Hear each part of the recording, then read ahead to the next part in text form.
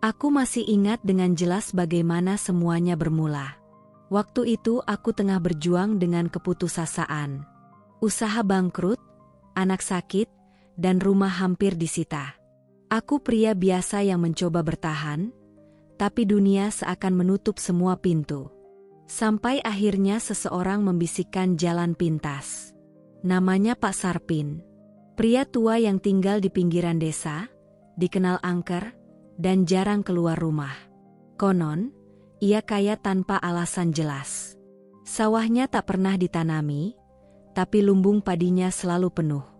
Kendaraannya baru terus, padahal tak pernah bekerja. Saat aku datang kepadanya dengan wajah lusuh dan tubuh gemetar, ia hanya memandangku dengan senyum datar. Malam itu ia membawaku ke hutan di belakang desanya, hutan yang menurut warga adalah kawasan terlarang. Di sanalah aku melihat sebuah rumah tua berlumut dengan pintu kayu yang seolah tak pernah dibuka selama bertahun-tahun. Rumah itu seperti hidup. Setiap sudutnya menghembuskan hawa dingin yang menyesakkan dada. Pepohonan di sekitarnya seperti membungkuk ke arah bangunan itu, seolah tunduk pada sesuatu yang tak terlihat. Pak Sarpin menyuruhku duduk bersila di depan pintu. Di atas tanah basah yang berlumut, aku mengikuti semua perintahnya. Ia membaca mantra dalam bahasa asing, suaranya berubah kasar dan berat. Udara menjadi semakin dingin, dan bau amis menusuk hidungku. Kabut mulai turun, menutupi kakinya hingga betis. Tiba-tiba pintu rumah tua itu bergetar pelan. Bukan karena angin, tapi seolah ada sesuatu dari dalam yang mendorongnya. Dari celah kecil yang terbuka, tercium aroma kemenyan terbakar dan darah basi. Aku merasa ada yang mengawasi dari balik celah itu. Mataku terpaku pada kegelapan di dalamnya, sampai akhirnya muncul sepasang mata merah kecil, memancarkan sinar yang menusuk jiwaku.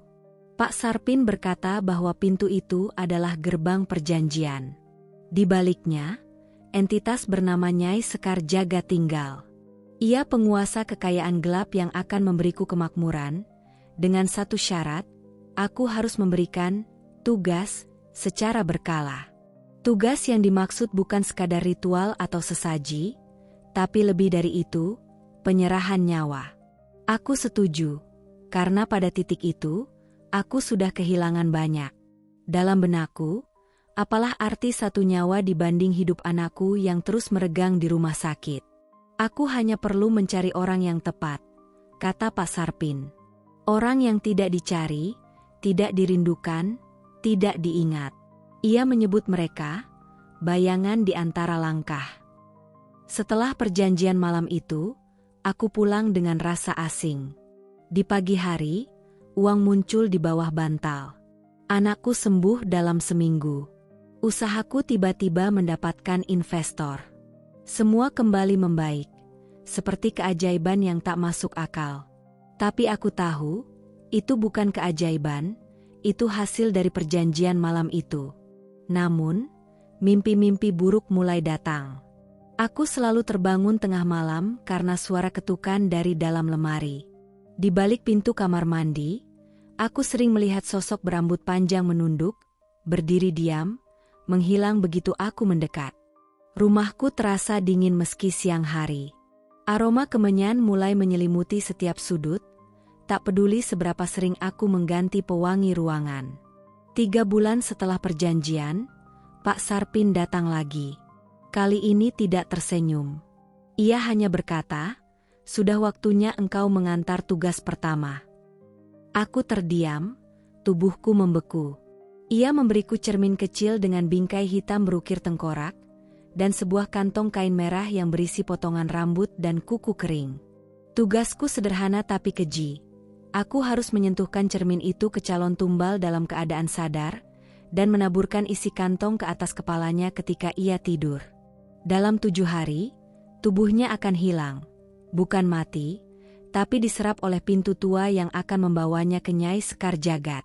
Tak akan ada yang tahu kemana ia pergi. Aku berdiri di depan rumah itu malam ini, memegang semua benda yang dibutuhkan. Targetku sudah kupilih. Seorang gelandangan tua yang sering tidur di bawah jembatan, tak punya siapa-siapa, tak dikenal. Aku merasa jantungku bergetar hebat, seolah ingin memuntahkan semua isi dadaku. Tapi di belakangku, pintu tua itu sudah bergetar pelan, seolah menunggu. Langit malam terasa lebih berat dari biasanya. Angin berhenti, dan suara jangkrik mendadak lenyap. Aku tahu, ini bukan hanya ritual. Ini awal dari hidup baruku, atau mungkin awal dari akhirku. Sebab sekali masuk dalam permainan ini, tak ada jalan keluar. Pesan akhir bab. Ketika manusia berdiri di ambang kehancuran, godaan kekayaan seringkali datang dari kegelapan yang tidak pernah menuntut lunas di awal. Langkahku berat malam itu. Setiap langkah menuju kolong jembatan terasa seperti menjatuhkan satu batu besar ke dalam dadaku. Aku mengenakan jaket hitam dan topi untuk menutupi wajah, bukan karena takut dikenali, tapi karena aku tak sanggup menatap dunia dengan wajahku sendiri. Dunia yang seharusnya bersih dari perjanjian gelap yang kuambil dengan tangan sendiri. Di bawah jembatan, bau busuk campuran urin dan tanah basah menyeruak tajam. Lampu jalan berkedip pelan, seakan menolak memberi penerangan penuh pada dosa yang akan kuperbuat. Di sudut, seperti yang kuduga, gelandangan tua itu tertidur berselimut karung goni. Wajahnya kurus, berkeriput, namun damai. Tidurnya begitu lelap, tak menyadari bahwa malam ini mungkin akan menjadi malam terakhirnya di dunia manusia. Aku berjongkok perlahan di dekatnya. Tanganku gemetar saat mengeluarkan cermin kecil dari kantong plastik. Cermin itu dingin sekali, seolah mengisap panas tubuhku. Di permukaannya, bukan bayanganku yang tampak, tapi kabut tipis yang berputar-putar pelan, seperti ada roh di baliknya yang menungguku menyelesaikan tugas. Kutelan ludah. Kutatap wajah pria tua itu. Di bawah sinar redup, kulihat bekas luka lama di pelipisnya, dan tangan yang gemetar meski sedang tidur. Siapa dia? Apa hidupnya memang hanya seonggok kesepian yang tak berarti? Ataukah dia juga memiliki cerita, kehilangan, harapan yang tak pernah terwujud? Tapi pertanyaan-pertanyaan itu tak boleh kupikirkan.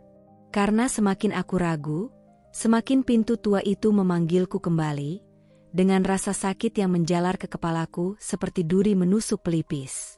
Dengan tangan gemetar, aku menyentuhkan cermin itu ke dahi pria tua itu. Saat permukaan dingin itu menyentuh kulitnya, aku mendengar bisikan halus di telingaku. Bisikan wanita. Nadanya panjang, mendesah seperti suara dari liang kubur. Aku tak mengerti bahasanya, tapi entah kenapa, hatiku langsung dicekam ketakutan yang belum pernah kurasakan sebelumnya. Seolah ada tangan-tangan kecil yang merayap naik dari tanah, menarik tubuhku ke dalam gelap yang tak berdasar. Aku buru-buru menaburkan isi kantong merah ke kepalanya. Potongan rambut dan kuku kering itu seketika terbakar pelan, mengeluarkan bau sangit seperti daging busuk dibakar. Pria tua itu mengerang pelan, menggerakkan tubuhnya, namun tidak bangun. Bibirnya bergerak, seperti menggumamkan doa.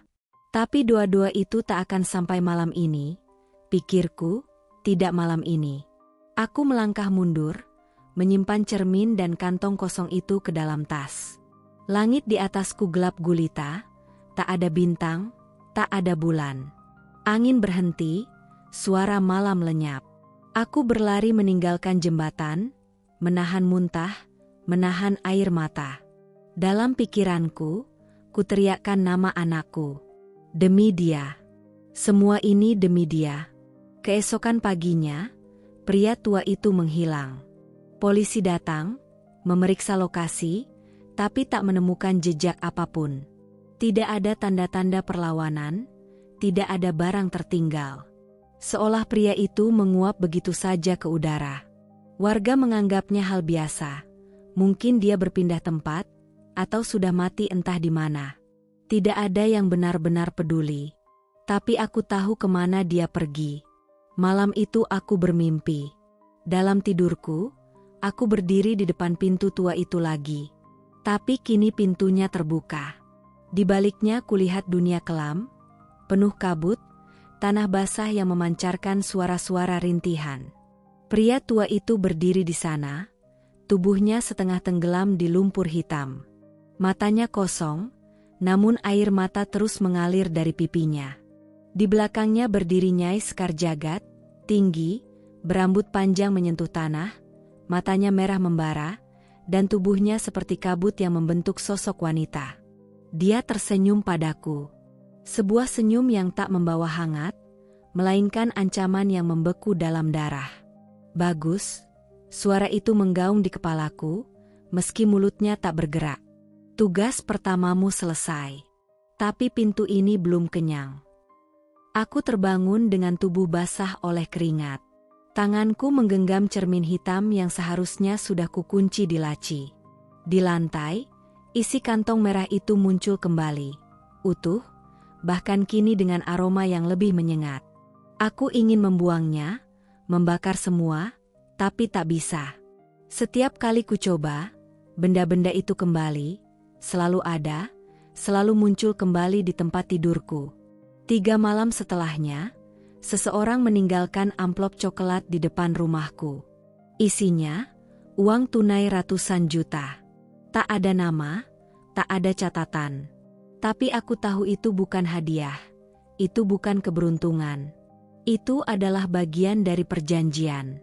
Dan setiap lembar uang itu terasa seperti darah yang mengalir dari luka tak terlihat. Namun semakin besar uang yang datang, semakin gelap suasana di rumahku. Anakku yang dulu ceria, mulai diam. Matanya kadang menatap kosong ke sudut kamar. Ia sering bicara sendiri, seolah melihat seseorang yang tak terlihat. Istriku mendadak sakit, tubuhnya lemas tanpa sebab, dan dokter tak bisa memberi penjelasan. Rumah kami jadi sunyi, dingin. Lampu sering padam sendiri. Cermin di kamar memantulkan bayangan lain yang tak sesuai dengan posisi kami. Aku tahu, Nyai Sekar Jagad menagih. Pintu tua itu belum kenyang. Dan aku telah resmi menjadi pelayannya. Pesan akhir bab. Sekali membuka pintu kegelapan, kau tak hanya menyerahkan nyawa orang lain, tapi juga mencabut nyawa dari dalam dirimu, sedikit demi sedikit. Aku tak tahu sejak kapan suara itu mulai bergema di kepalaku. Bisikan lirih, kadang seperti suara anak kecil memanggil dari ujung lorong, kadang seperti wanita yang menangis di kamar mandi. Ia tak pernah berhenti, bahkan saat aku sedang bekerja, makan, atau tidur. Ia menempel di pikiranku, mengikatku seperti tali tak kasat mata yang makin lama makin erat. Hari-hari berlalu dan aku terus menerima uang, amplop demi amplop yang muncul begitu saja. Kadang di dalam lemari, kadang di laci meja makan, kadang tergelincir dari balik bantal. Uang itu mengalir seperti air, dan di balik alirannya, rasa dingin yang tak bisa kuhindari menyebar ke seluruh sudut rumah. Anakku makin sering berbicara dengan teman imajinernya. Ia menyebut nama yang sama berulang kali, Sekar. Saat kutanya siapa itu, ia hanya tersenyum kosong. Istriku makin lemah. Tubuhnya kurus, kulitnya pucat, dan matanya seperti menyimpan bayangan gelap yang tak bisa diucapkan. Rumah ini tak lagi seperti rumah. Ini seperti kandang roh-roh terperangkap. Aku tahu waktunya telah tiba saat cermin hitam itu retak sendiri di atas meja. Dari retakannya muncul uap hitam yang berputar pelan, dan di cermin itu, untuk pertama kalinya, kulihat wajahku bukan sebagai diriku, melainkan bayangan seseorang yang matanya merah menyala. Pak Sarpin datang malam itu. Tubuhnya lebih kurus, suaranya lebih pelan. Ia tak banyak bicara. Hanya mengatakan bahwa tugas ketiga adalah penentu. Pintu akan terbuka sepenuhnya. Dan setelah itu, kau bukan lagi manusia biasa. Targetnya kali ini bukan orang asing. Bukan gelandangan. Bukan orang yang tak punya siapa-siapa. Tapi seseorang yang dekat. Sangat dekat. Aku tak berani menebaknya, sampai Pak Sarpin meletakkan sebuah foto di atas meja. Mataku membelalak. Tangan gemetar. Dalam foto itu, anakku tersenyum memegang boneka kecil. Boneka yang dulu kubelikan saat ia masih balita. Dia yang dipilih, kata Pak Sarpin pelan. Kau bisa menolak, Tapi semua yang telah diberikan akan diambil kembali. Seketika, aku terdiam.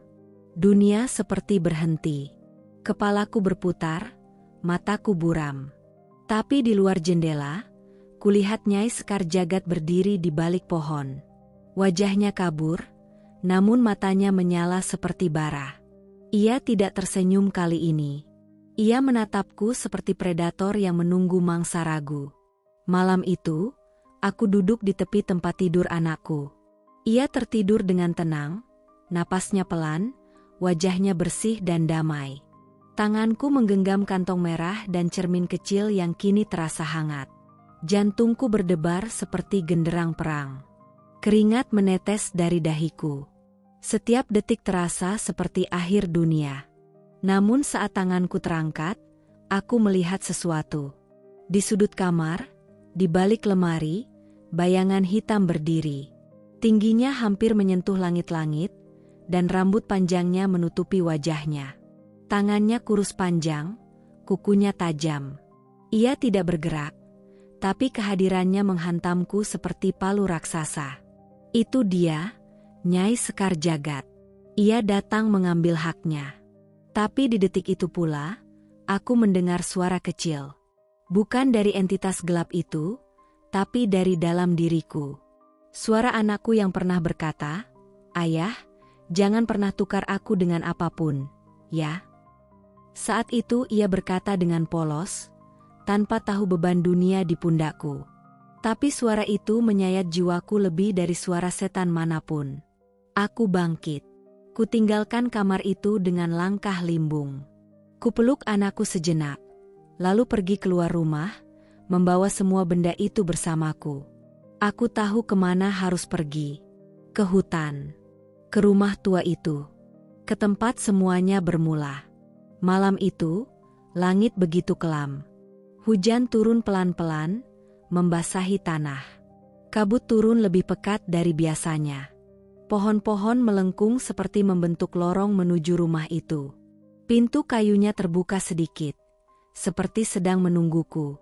Aku masuk. Dalam gelap itu, Nyai Sekar Jagad berdiri di tengah ruangan. Wajahnya samar, tapi matanya merah seperti darah segar.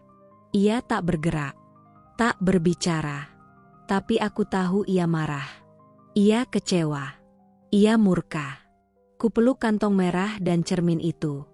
Kupeluk erat seolah mereka bisa melindungiku. Tapi kemudian kusadari, tak ada yang bisa kulindungi lagi. Tak ada yang bisa kuselamatkan kecuali satu hal, jiwaku sendiri. Aku membakar semuanya di lantai rumah tua itu.